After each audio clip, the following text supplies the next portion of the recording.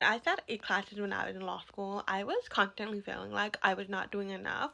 And then I did do something about it. Improved my grades, even got 3 CCs in my last semester, and now I'm a lawyer. And I'll share with you the 4 things that had helped that you can do.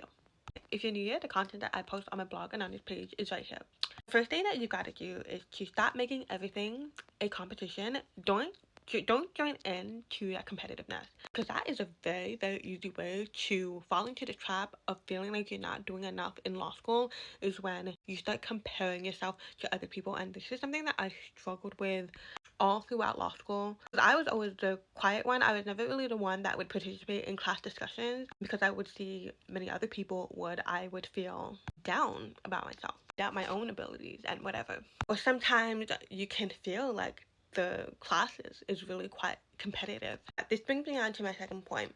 This is something that I had to keep reminding myself, but you've got to understand that everyone has their own strengths and weaknesses with law school. So yeah, even if it looks like on the outside that they have it all together, that they participate in all the class discussions, they do really well in the assignments, all of that, everyone has their own weaknesses and struggles for law school. That would may or may not be different to you. The reason why you want to get this into your head, so you're not all caught up into the competitiveness. Because we get caught up into the competitiveness because we feel like everyone else is smarter than us.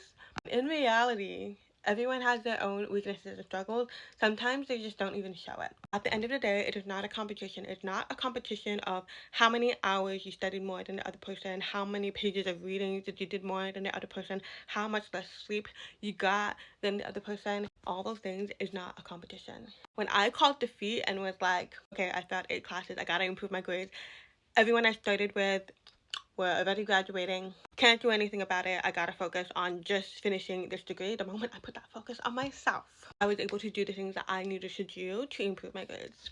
The more practical side of things, it is always quality over quantity, always, when it comes to the amount of studying you do. A 2-hour study session may be more efficient than a 6-hour study session.